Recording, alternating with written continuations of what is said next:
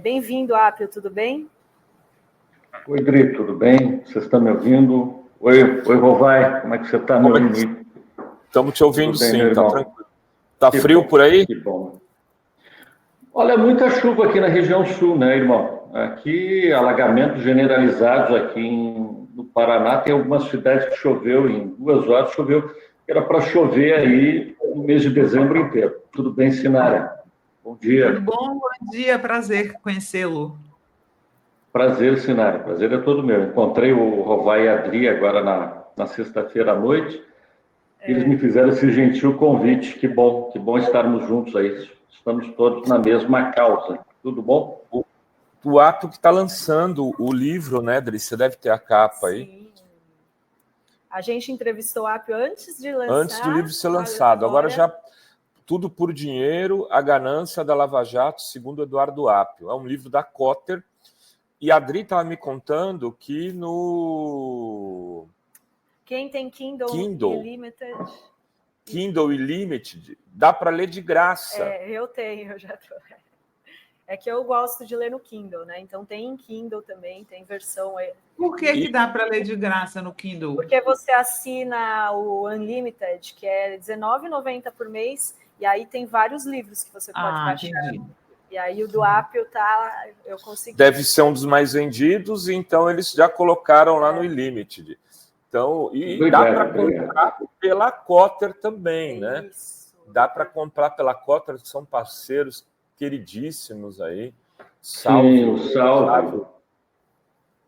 O Salve escreveu esse livro e depois e vocês foram muito gentis também, antes do lançamento, ajudar a impulsionar, porque o livro é do Salve Cotter. O Salve é uma editora aqui de Curitiba que já lançou 1000 livros, é o homem dos 1000 livros, é um editor de mão cheia, mas é um escritor ainda melhor. Então, o Salve conseguiu condensar essas 40 horas de entrevista, o que não é fácil, afinal de contas, né? É muita informação pulverizada. Uma ou outra informação até não constou do livro, porque é um universo gigantesco que gira em torno da Lava Jato. A minha permanência na 13ª Vara foi curta, foram 4 meses dentro da vara e formalmente foi cerca de 1 ano, porque aí nós tivemos que fazer toda uma negociação com o TRF. O TRF nos propôs, então, essa questão da mudança de vara, e aí eu acabei indo para uma vara previdenciária onde eu estou atualmente. Mas essas 40 horas ele condensou e deu o toque dele, evidentemente, né? A prosa é dele, ele escreve bem, eu brinco que ele é um joalheiro das palavras, então não há desculpa, como mencionou a Adri, né? Tanto na Amazon Unlimited, como falou o Rovai, está aí na mão no site da própria Cotter e da Amazon, o resultado do trabalho do Salvio, que não foi, a ideia do livro não foi minha, não foi dele, foi de um terceiro amigo.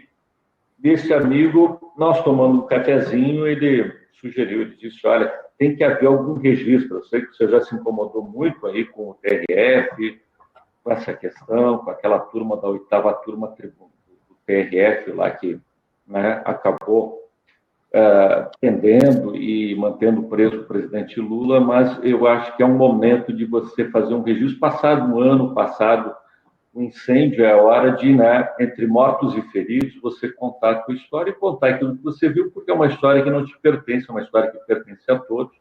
Assim como quando eu retirei os sigilos dos processos, principalmente os acordos de leniência com as grandes empresas, as construtoras, com foco especial na Odebrecht, que foi a maior leniência e que não foi precedida de nenhuma forma de registro, viu, Rovai? Por incrível que pareça, Sinara e Dri, não houve nenhum e-mail, não houve nenhum protocolo, não houve nada, né? Uma sala fechada, 4 paredes, né? Procuradores de um lado, advogados de outro. E hoje nós sabemos que a Lava Jato foi marcada, né, muito pela ilegalidade. As conversas que deveriam ser institucionais aconteciam pelo Telegram, em combinação de resultados de julgamentos. Agora, semana passada saiu até uma notícia, um furo de reportagem, e aí é mérito do Jamil Chad, claro, o Jamil narrando, né, uma conversa entre Moro e Dallagnol sobre o processo da trafigura. Eu não julguei o processo da trafigura, mas julguei do principal executivo, que foi o Mário Gross. Mas o fato concreto é esse, né? Não houve um registro. Eu acho que talvez o mais grave, além do desvio de 6 bilhões de reais da vara para os Estados Unidos, de dinheiro nosso, dos contribuintes brasileiros, que é um dinheiro que deveria ter ido para a União, segundo a lei brasileira, e segundo, na época, disse o ministro Alexandre de Moraes, além do desvio de 6 bilhões, nós tivemos, né, a informalidade, a ilegalidade como a tônica da Operação Lava Jato. Isso é muito ruim em sede de acordos de leniência que agora estão sendo revistos pelo Supremo Tribunal. Por que é muito ruim? Porque você não sabe exatamente, né, como se chegou em determinado valor, 3 bilhões, taxa Selic, especialmente é algo que me preocupa, como que se criou um trem de alegria na época em relação àquela chamada delação do final do mundo. Na época, os grandes jornais, a Globo noticiava, delação do final do mundo, Emílio Odebrecht, mais 77 ex-executivos da Odebrecht. E ao final e ao cabo, nós vimos que no acordo de leniência, que virou um imenso guarda-chuva, mas um imenso, virou uma mãe, verdadeira mãe para todos esses executivos, que concedeu uma imunidade absoluta, tributária, fiscal, criminal, civil, né? Alguns vão brincar, até espiritual, todos os perdões foram concedidos, todos os pecados foram aliviados e jogados para debaixo do tapete, quando o mote da Lava Jato, e ainda hoje, o Moro, essa turma toda deles, é de que a Lava Jato foi um instrumento de combate à corrupção, e que sim, algumas regrinhas foram quebradas, mas se combateu a corrupção. Não é verdade, isso é uma mentira. O que se quis foi arrecadar dinheiro para a 13ª vara, se arrecadou uma montanha de dinheiro, 6 bilhões de reais, é um valor considerável em qualquer lugar do mundo. Imagina isso num câmbio da época, em torno de R$3, né? Então, esse é um valor muito significativo. Hoje, então, se chega, depois daquela apuração feita graças ao mérito do ministro, por mérito do ministro Salomão, quando estava no CNJ, que foi aprovado pelo CNJ, pelos conselheiros do CNJ, que é o órgão maior, é o órgão regulador do Poder Judiciário, segundo a Constituição, chegou à conclusão que esse desvio bilionário, esse sistema lá que o ministro Salomão chamou de cashback da Lava Jato, em que você destinava 6 bilhões para os norte-americanos e de volta vinha 3 bilhões para a constituição de uma fundação privada em Curitiba, que já tinha até CNPJ, enfim. Não sei qual seria o nome dessa fundação, se era a Fundação Lava Jato, se era a Fundação Dallagnol, não sei qual seria o nome que eles colocariam, mas que os diálogos da Vaza Jato deixam muito claro que havia, né, esse casamento espúrio aí entre, de um lado, empresas que pagaram propina na América Latina como um todo, e dentre as quais, isso foi confessado, não estou inventando, a própria Odebrecht, enfim, né? E aí esses 77 executivos, mais o presidente da empresa na época, o Emílio Odebrecht, né, saíram completamente anistiados e nas águas do Rio Jordão se tornaram novos cristãos da República, sem nenhuma repercussão, de nenhuma forma. Então, isso não é o combate à corrupção, isso é premiar delatores, é premiar executivos que, confessar, pagaram propinas, isso é jogar nas costas de uma empresa, pessoa jurídica, que tinha quase 300 mil funcionários, no caso da Odebrecht, todos os ônus, as multas. Veja bem, a Odebrecht é a empresa que pagou a maior multa da história dos Estados Unidos, lá nos Estados Unidos. E isso está registrado, inclusive, lá no livro do Salvio Cotter, esse Tudo por Dinheiro. Então, quando nós terminamos o livro, e aí que é o curioso, como, né, quando o Salvio terminou o livro, e terminamos as revisões, ele disse, o resultado final está aqui, nós lemos o livro e aí o Salvi veio com esse título. Disse, olha, quer saber, aquele ponto de onde nós partimos é diferente, é natural que seja assim, como qualquer obra, do ponto onde nós chegamos. Né? Nós pretendíamos fazer um estudo sobre aquilo que você passou, as pressões que você sofreu do TRF da 4ª Região, do regedor, do pessoal do Ministério Público, as 9 representações que você sofreu no CNJ por parte aí dessa Flávio Bolsonaro, Kim Kachiguri, Deltan Dallagnol, essa turma, Eduardo Girão, essa turma toda. E o ponto onde nós chegamos era que tudo era por dinheiro. Né? Essa é a conclusão do livro, é o fechamento, é a última fase a última frase do livro, porque concluímos que não havia um combate sério à corrupção, muito pelo contrário. Aqueles que pagaram o ticket para entrar nesse clube VIP saíram totalmente imunes. Né? Veja o caso, por exemplo, do Pedro Barusco, que era o principal achacador e aquele que mais enriqueceu com a questão dos desvios da Petrobras. Né? Pagou 100 milhões de dólares na época, hoje daria em torno de 600 milhões de reais, que é uma Babilônia de dinheiro impensável, né? Não consigo nem imaginar um valor, não é algo que sai da minha alçada como alguém de classe média, e aí paga e nunca fica sequer 5 minutos preso. Então, quer dizer, foi rápido, enfim, foi atrás e fechou esse acordo de colaboração premiada. Então, o resultado líquido, bruto, não líquido, da Lava Jato é esse. De um lado, delatores muito conhecidos, né? Temos o CEF, temos o Barusco e outros tantos, saem totalmente impunes, né? Pelo Barusco nunca ficou sequer um dia preso, e é direito dele, está lá no acordo de colaboração que ele fechou com o Deltan Dallagnol e com o Moro.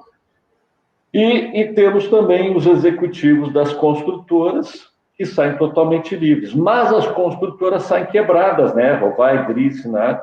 É o caso do Odebrecht. Então, o Odebrecht tinha quase 300 mil funcionários, hoje tem 17 mil funcionários.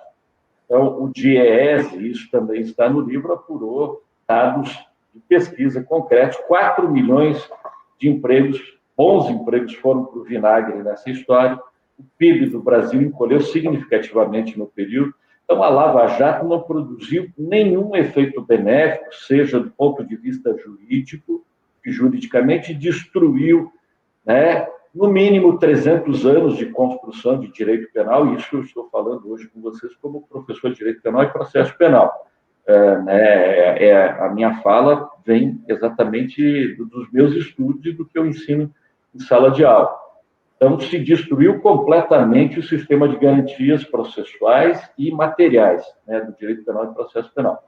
De outro lado, do ponto de vista ético, se premia aqueles que podem pagar e se pune aqueles que não podem pagar. Então, aquele sistema de castas no Brasil continua absolutamente íntegro e intocável depois da Lava Jato. Os ricos se dão bem por conta do trem da alegria promovido pela Lava Jato, e os pobres continuam lotando as penitenciárias brasileiras. Né? E, então, do ponto de vista jurídico, do ponto de vista ético, moral, tudo continua como sempre foi, e tem sido assim no nosso Brasil há 500 anos. A única novidade é que a esquerda conseguiu, por conta de um ser humano único, né, que é o nosso Pelé, né? Na política é inegável, Lula é o nosso Pelé. Você falou, o Ayrton Senna era o nosso piloto. Né? Então, nós temos isso, a história vai registrar, não estou falando como... Né, não tem nada a ver com política, tem a ver com personalidades que compuseram a nossa história. Então, Lula, como... Né, o JK teve um papel menor no passado, Getúlio um papel menor, enfim, outros presidentes, Fernando Henrique, não interessa. Mas o papel do Lula, em termos da história do mundo, especialmente da história no Brasil, é a história um craque absoluto. Então, graças a essa habilidade, a esse carisma e essa força que eu não sei de onde retira, porque eu estive visitando lá onde ele ficou preso depois que ele saiu, já quando eu estava na VART, fiz uma visita, numa das visitas que eu fiz à Polícia Federal, em curiosidade, quis conhecer o local e não consegui ficar mais de 5 minutos na cela onde ficou o presidente Lula quase 2 anos. Então, realmente, graças a isso, é que se rompeu um pouquinho com essa lógica, com essa tradição histórica desses 500 anos, em que somos um país colonizado, um país, né, muito rico, uma grande potência, uma superpotência maravilhosa, com um povo maravilhoso. A maior parte da população, sem dúvida nenhuma, são pessoas de boa fé, honestas, dedicadas, alguns levados pelas correntes aí de internet para um lado e para o outro, mas o fato é esse, temos um país maravilhoso, mas, infelizmente, vítima de um colonialismo permanente. Segundo o Salvio, nesse livro, Tudo por Dinheiro, isso o Nassif já tinha falado, né, quando escreveu o escândalo da Lava Jato, escreveu, né, escreveu a geopolítica envolvendo a Lava Jato. Isso está cada dia mais presente, né, na nossa história, e faz parte da nossa história, e graças a vocês, Dri, Rovai, Sinara, nós vamos fazendo o registro histórico disso que aconteceu, porque nós somos provisórios, somos transitórios nesse mundo, mas quem vem lá na frente, né, que vai receber um país diferente. Então, assim, o registro histórico é esse. Geopoliticamente falando, a Lava Jato é fruto, sim, de uma conspiração, de uma inteligência que está relacionada, segundo os documentos, ao FBI, à CIA, NSA. Então, não é invenção, não é... O pessoal esteve aqui em Curitiba, eles fizeram coleta dos documentos ilegalmente e levaram, segundo o CNJ, isso está no relatório do CNJ, o CNJ diz exatamente isso, ó, agentes públicos brasileiros, juízes, procuradores, foram cooptados, policiais federais cooptados por agências de inteligência norte-americanas e mais. Há indícios suficientes de peculato, prevaricação e corrupção. Na realidade, menciona peculato, que é se apropriar do dinheiro público, esses 6 bilhões da União, e corrupção. Esse é o relatório final aprovado no CNJ, que está nas mãos do Procurador-Geral da República, Gonet, desde junho desse ano, salvo engano. Eu vou perguntar isso, Apio. Primeiro, eu queria... Você disse uma coisa muito importante, é que você disse que houve uma articulação internacional geopolítica, que o FBI, a CIA e outros órgãos americanos participaram da construção da Lava Jato para dar um golpe político. Isso eu estou dizendo, porque conseguiram depor uma presidente eleita e prender um ex-presidente da República que seria candidato com chances reais de vitória em 2018. Aí eu te pergunto, como que essa Lava Jato entrou no governo Bolsonaro hoje, você olhando pelo retrovisor, qual foi o papel dela e o quanto ela não estaria implicada na tentativa de golpe do 8 de janeiro e do 12 de fevereiro, do 12 de dezembro de 2022, e também do esquema de tentativa de assassinato, segundo consta, inclusive, do presidente Lula, do presidente Alckmin, do vice-presidente Alckmin e até do José Dirceu, junto com as Forças Armadas. Você tem informações em relação a isso? Não tenho, viu, Rovai? Lamento. As informações que eu tenho são informações só de bastidores, são informações as mesmas que vocês têm. Por quê? Porque aqueles notórios protagonistas da Lava Jato se especializaram já há vários anos em redes sociais. E nas redes sociais eles se especializaram em desgastar o Supremo Tribunal Federal como instituição, atacando pessoalmente. Eles fazem isso todos os dias, religiosamente. A pauta dos protagonistas da Lava Jato na plataforma X e nas redes sociais é desgastar, é criticar, é caluniar, é injuriar, é agredir as pessoas que compõem o Supremo Tribunal Federal. Alguns dos membros do Supremo Tribunal Federal, e atingir o Supremo como instituição, como poder, o Judiciário como poder. É incrível imaginar como pessoas que faziam parte do Ministério Público, e eu tenho muita honra de ter feito 3 anos fiz parte do Ministério Público aqui no Paraná, uma carreira muito honrada, formada por mulheres e homens muito honrados, como é o Judiciário. Mas, então, sai do Ministério Público, sai do Poder Judiciário Federal, como foi o Sérgio Moro, migram para a política, uma política que representa a extrema-direita hoje no Brasil, e representa os grandes interesses da Faria Lima, em linhas gerais, né? E começa a criticar um dos poderes que foi responsável, primeiro, pela resistência contra a omissão durante a pandemia do Covid. Não fosse decisões como a do ministro Lewandowski, eu não sei qual seria o número de mortos no Brasil durante o Covid. Então, o Supremo teve esse papel histórico. Segundo, o Supremo Tribunal Federal, como aquele sustentáculo da democracia durante essas ameaças que se iniciaram no governo anterior, governo do ex-presidente Bolsonaro, desde o primeiro dia. Desde o primeiro dia se falava em autogolpe, em golpe, eram mensagens que não eram nem cifradas, não eram sutis, elas eram ostensivas, elas eram manifestadas das mais diferentes formas.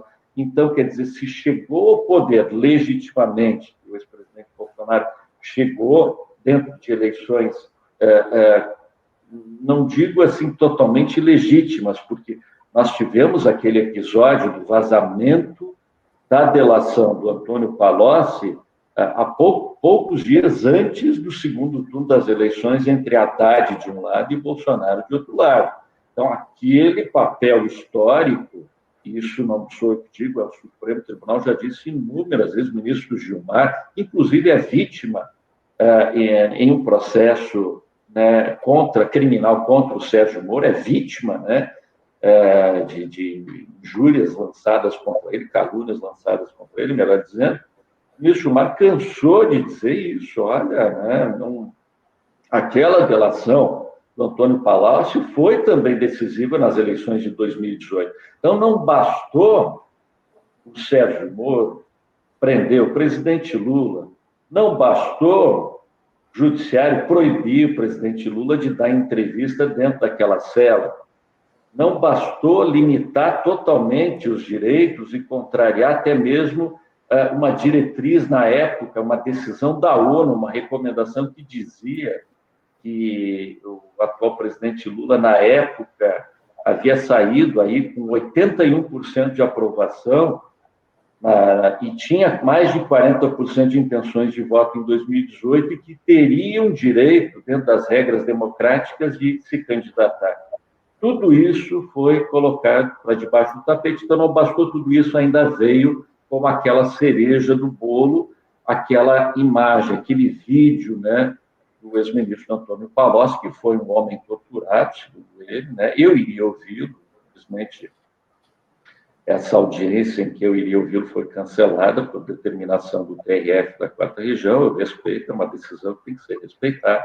Eu iria ouvi-lo, o ex-ministro Antônio Palocci pediu para que fosse ouvido lá na 13ª por mim, que iria narrar as torturas que sofreu para produzir aquele vídeo.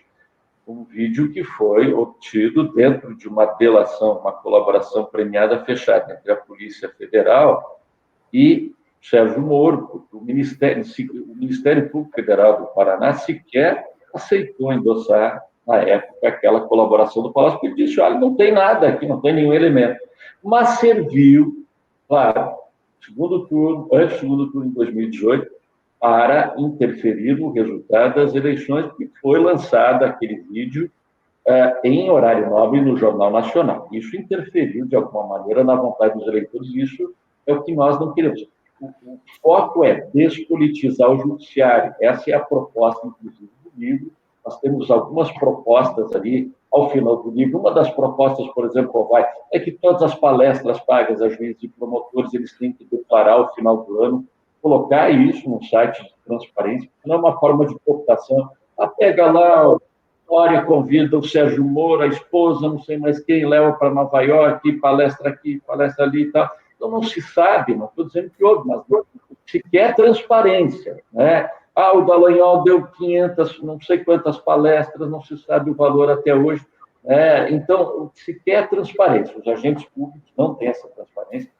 tanto Dallagnol, Sérgio Moro, nunca abriram mão do seu sigilo fiscal e bancário, algo que eu posso fazer tranquilamente, como qualquer cidadão honesto. Eu não teria problema nenhum em fazer isso, e eles, como homens públicos, nunca abriram mão desse sigilo bancário e tributário sobre as palestras e eventos que participaram. Enfim, houve, sim, uma monetização da profissão. Então, uma das propostas é essa. Eu, por exemplo, eu vou ficar no judiciário até me aposentar, não tenho intenção nenhuma de nenhuma outra carreira, mas nós queremos retirar essa política. Então, deu para ver muito claramente, durante a atuação marcante histórica do ministro Salomão no CNJ, que a intenção dele foi despolitizar o judiciário. A minha intenção, quando eu estava na 13ª também, despolitizar, retirar o sigilo de todos esses processos, colaborações, leniências, acordos espúrios que aconteceram, né, infiltrações ilegais. Nós tivemos diversos, não foi só o Tony Garcia, diversos personagens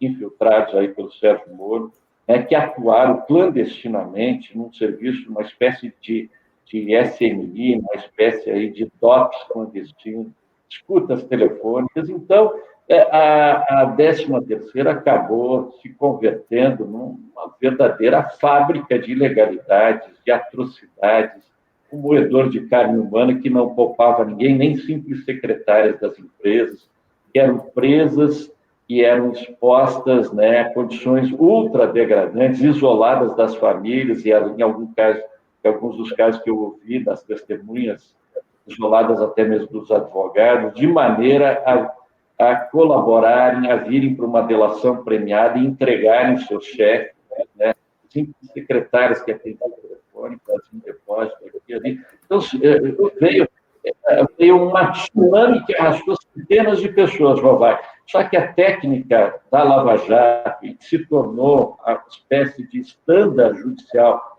em alguns lugares aí no Brasil, é esse.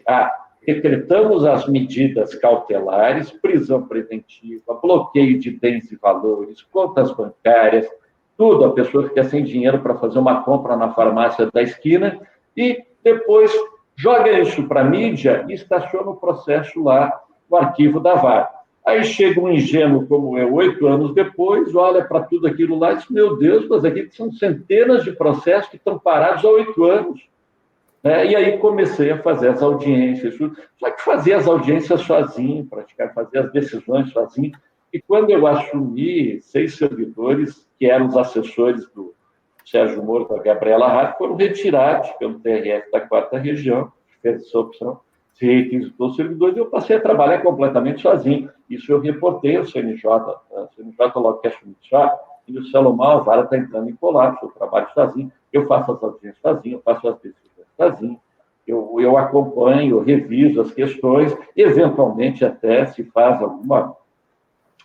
quando não se pode confiar em absolutamente ninguém, como eu, quando estava sozinho, litigando contra o Ministério Público, 8ª turma do TRF, ex-delegados da Lava Jato, uma parte expressiva da imprensa, quando tudo conspirava contra, claro que se obriga, né, a fazer investigações sozinho, então não se pode confiar em ninguém. E numa dessas investigações acabei descobrindo que o filho do relator na época, o filho do Marcelo Malucelli, que era o relator da Lava Jato, era sócio do Sérgio Moro, né, e noivo da filha do Sérgio Moro, e havia decretado a prisão do Tacla Duran, que era a nossa testemunha mais importante, que deixou de embarcar na Espanha e disse, olha, doutor Apio, não interessa se eu tenho um salvo-conduto assinado pelo ministro Flávio Dino, que é o ministro da Justiça, e se eu tenho o seu aval ou do Supremo Tribunal. Eu tenho certeza que eu vou chegar em Guarulhos, eles vão me algemar por decisão aí do desembargador Malucelli, e eu vou ser exposto nas câmeras da Globo, e eu não quero ficar com isso marcado. Vai se criar um problema na minha chegada em Guarulhos, e não embarcou. Era a testemunha mais importante nessas investigações, e envolviam Sérgio Moro, Dallagnol, Rosângela Moro,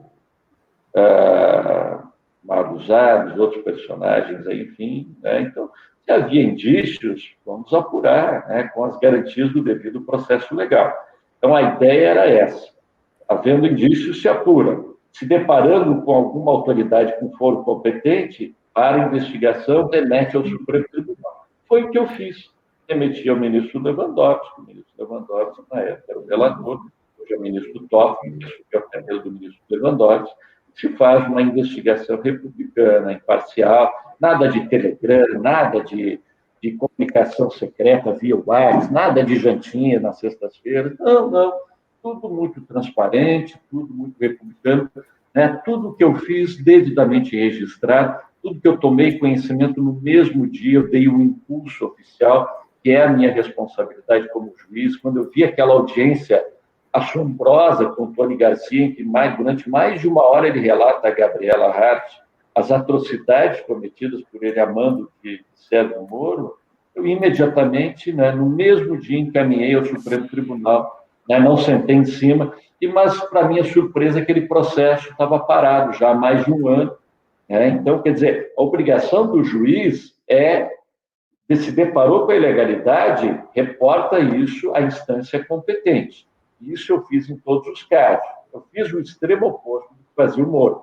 O Moro se deparava com situações que não eram da alçada e da competência dele e dava um jeito, um artifício de trazer para si. E assim foi feito, por exemplo, com os acordos bilionários de leniência com Odebrecht e outras grandes construtoras. Não eram da alçada daquela vara criminal. A matéria é civil, é administrativa civil. Seria matéria de uma outra vara, de uma vara civil, talvez nem mesmo em Curitiba. Mas ainda assim, eles, né, nessa sincronia, nessa dança da morte, essa dança fúnebre entre Dallagnol e Moro, Moro, Dallagnol, auditor da Receita, delegado da Lava Jato, esse conluio ilegal, inconstitucional, eles conseguiram conduzir, né, com sutileza e segredo, que sempre estiveram sob segredo esses processos, levaram os acordos de leniência todos lá para a 13ª Vara, para a mão precisa do, então, juiz Sérgio Moro, que homologou e colocou sigilo máximo nesses acordos. Acordos que, por lei, a lei de leniência, que é 2013, dizia que, uma vez ultimado o acordo, ele tem que ser tornado público. Isso nunca aconteceu. Eu fui retirar o sigilo dos acordos de leniência, da Odebrecht e outras construtoras, em maio de 2023. 10 dias depois, eu fui afastado da vara. Então, eu tenho consciência tranquila de que fiz aquilo certo, fiz um trabalho por amor à minha profissão e amor ao Brasil, mas, infelizmente, dissidentes não são admitidos nesse sistema de justiça. Muito bem. Então, tem pergunta. algumas perguntas. Posso fazer uma pergunta? Diga, Sinara, só para pedir para o lápis ser mais breve na resposta. É simples, a minha pergunta é simples. O senhor fala aí dos erros da Lava Jato, dos prejuízos da Lava Jato. Quando é que essas pessoas vão pagar por esses erros e prejuízos, né? Porque o Dallagnol perdeu o mandato, mas o Moro continua lá no Senado como se nada nunca tivesse acontecido. O Moro atrasou o processo no CNJ por 4 meses porque escapava do oficial de justiça mandado pelo ministro Salomão. O oficial de justiça ia lá, ia no Senado, era Curitiba e tal, o oficial, né, entrava pela porta e ele saía pela janela. Então, quer dizer, ficou uma situação muito ruim. Isso atrasou o processo. E o Salomão conduziu heroicamente o relatório, enfim, enfrentando forças muito importantes dentro do próprio CNJ, né, e conseguiu aprovar o relatório, que foi para o Procurador-Geral da República, onde ele está desde junho, salvo engano. Então, cabe ao Procurador-Geral agora adotar as medidas que julgar convenientes. Enfim, o relatório do CNJ aponta indícios de corrupção e de peculato desses agentes da Lava Jato. Então, isso está muito claro e documentado, todo o rastreamento dos valores, né, eles seguiram o dinheiro. A questão política aí é de um outro nível, cabe, né, o eleitor é que faz essa avaliação. É que o mandato de senador, Sinara, é um mandato que dura 8 anos. Nós tivemos uma avaliação política recente, que a esposa do Sérgio Moro, a Rosângela Moura, foi candidata em Curitiba a vice-prefeita, e segundo lá o candidato parceiro dela, teria feito, o candidato perdeu uma multidão de votos, né, uma imensidão de votos. Isso é a palavra do candidato ao prefeito deles, lá na época, o Neyley Prévost. Então, já houve uma avaliação, força política que Sérgio Moro detinha quando foi ser ministro do Bolsonaro em 2019 não é a mesma que teria hoje e que não será a mesma que vai ter daqui a 2 anos, quando ele está anunciando nas redes sociais que pode ser candidato a governador. Mas isso é algo que compete à política, é o eleitor decidir. O eleitor é que vai ter que pesar esses diálogos todos da Vaza Jato, vai ter que avaliar se, né, o Sérgio Moro é digno do seu voto, né, se eles de fato, esses personagens representam um combate à corrupção ou se representam, né, o coroamento da impunidade. Esse caso da leniência da Odebrecht, dos executivos da Odebrecht, isso foi um coroamento da impunidade. Até a imprensa comentou na época que os executivos da Odebrecht teriam recebido 15 anos de salário adiantado a título de luvas para assinar os acordos de colaboração. Então, as pessoas saíram infinitamente mais ricas do que quando entraram no processo da Lava Jato. Muito bem. Olha só, tem algumas perguntas rápidas Isso, aí para uma rápida resposta tem, que a gente do ainda Apio. tem o Yuri. Nós temos o Yuri Ferreira para falar sobre a Síria. Isso. E ainda o Fala Rovai, né, Dri? E o Tom Vital diz: boa tarde, policial antifascista de Brasília. O Tom Vital manda aqui um superchat. Ele diz: juiz Apio, o senhor peitou o sistema, grande magistrado, me representa. E tem uma pergunta aqui da Lourdes Machado. Professor Eduardo Apio, por que Tacla Duran não foi ouvido?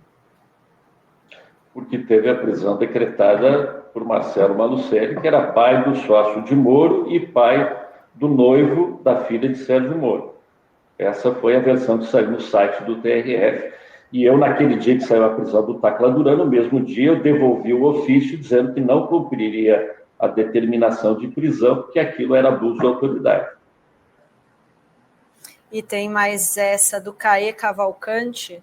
Apio, e o TRF4 e o CNJ não encaminhou para a PGR? Os desembargadores da 8ª turma foram afastados o Thompson Flores, Loraci Flores, Danilo Pereira, que é hoje o juiz titular que me sucedeu e que está lá na 13ª Vara, que é a pessoa de confiança do Sérgio Moro, foi o único juiz que o Sérgio Moro levou para Brasília quando assumiu o Ministério da Justiça, levou lá para o Conselho Nacional de Política Penitenciária, e então eles foram afastados, retornaram às funções, hoje continuam nas funções normalmente. Marcelo Malucelli fechou um acordo em termos de ajustamento de cooperação com a Corregedoria do CNJ. E disse que não imaginava, né, da relação do filho dele com o Sérgio Moro. Pois é, né? Que bom que eu liguei para o filho dele, então, naquela ocasião, e com isso ele descobriu que o filho era sócio e noivo da filha do Sérgio Moro, que até então ele não sabia, veja bem. Ainda que seja um excelente pai, não sabia dessas relações todas íntimas com a situação. Acabou que o Tacla Duran não veio e entrou para a história como uma testemunha que foi silenciada. Muito bem. Muito bem. Queria agradecer ao Apio, não sei se a Sinara continua com a gente aí, indicar o livro, Tudo por Dinheiro, Lava Jato, comprem pela editora Cotter. Né, acho que o Apio até manda autografado, se fizer lá o pedido para ir autografado, né, Apio? Toda a renda do livro vai para a Associação de Vítimas do Incêndio da Boate Kiss em Santa Maria. Legal. Muito legal. Muito obrigado, bem. Rovai. Obrigado, Tris, Sinara. Sou um grande fã do Rovai. O Rovai faz um trabalho espetacular e sempre apoiou a boa causa republicana. Eu tenho uma dívida imensa com o Rovai, né? E que um dia espero poder pagar aí em Santos, né? Com uma boa cerveja. Vem aqui em Santos e nos leve vamos jantar num dos restaurantes famosos dos peixes santistas. Eu também quero ir. Demora. Está convidada, Sinara. Estão convidados. Um belo casal, mais a Sinara são meus convidados. Tá bom, pessoal? Obrigado. Uma boa semana. Obrigada. Tchau.